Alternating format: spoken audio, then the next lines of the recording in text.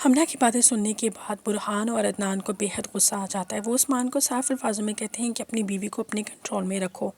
Again وہ آپی کے ساتھ اس طرح بدتمیزی سے بات نہیں کرنے، ورنہ ہم سے برا کوئی نہیں ہوگا۔ اور عدنان تو عثمان کو یہاں تک بھی بول دیتا ہے کہ اگر اس نے آپی کے ساتھ اگین اس ٹائپ کی کوئی بات کی تو میں ہر طرح کا لحاظ بھول جاؤں گا، اور اپنی بیگم کو جا کے بولو کہ جس طرح بھی ہے جا کے آپی کو سوری بولے۔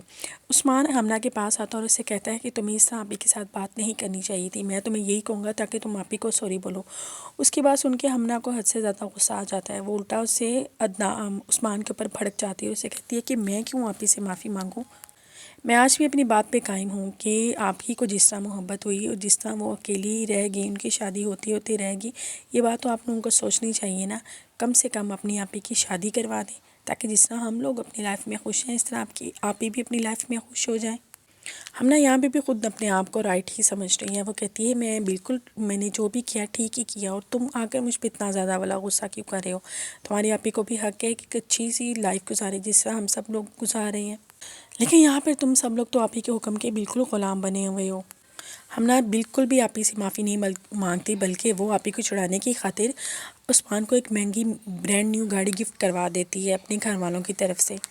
جیسے ہی برہان اور عدنان آفس کے لیے جا رہے ہوتے ہیں تو ہمنا ان کو کہتی ہے کہ کیسی لگی آپ کو عثمان کی گاڑی؟ برہان سب سے پہلے عثمان کے گلے لگتا ہے اور اسے مبارک دیتا ہے کہ مبارک ہو، تمہاری گاڑی بہت زبردست ہے۔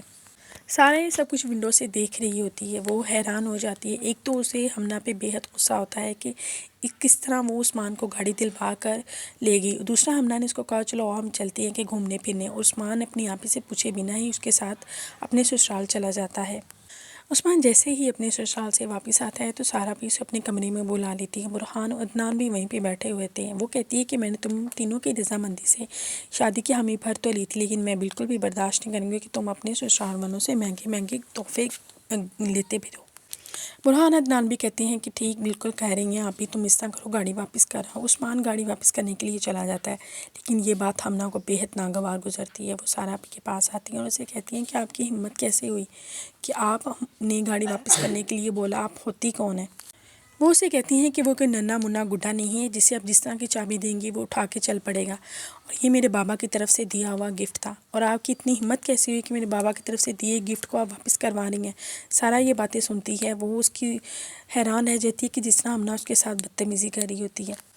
سارا اسے کہتی ہے دیکھو ہمنا، یہ میرے گھر کے اصول ہیں اور میرے گھر کے اصول کوئی بھی نہیں توڑ سکتا، جو اس گھر کے اصول توڑے گا اسے یہاں سے جانا ہوگا۔ آگے سے ہمنا اور بدتمیزی کرتی ہے۔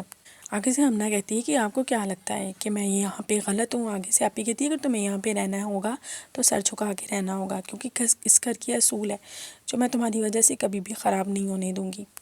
ہمنا وہاں سے بدتمیزی کر کے چلی جاتی ہے۔ سارا آپی کا غصے سے بے حد برا حال ہوتا ہے، وہ اپنے کمرے کا حشر نشر کر دیتی ہیں۔ وہ سارا آپی جس کے کنٹرول میں سب لوگ تھے، جس کی ہاں میں ہاں ملائی جاتی تھی، اور آج ایک لڑکی اٹھ کر ان کے بالکل روبرو سامنے آ کے کھڑی ہو گئی، وہ بھی ان کے ساتھ بے حد بدتمیزی کے ساتھ۔ کیا ہمنا بہت جلدی اس گھر کا کنٹرول اپنے ہاتھ میں کرنے والی ہے؟ دیکھتے رہیے سارا آپی۔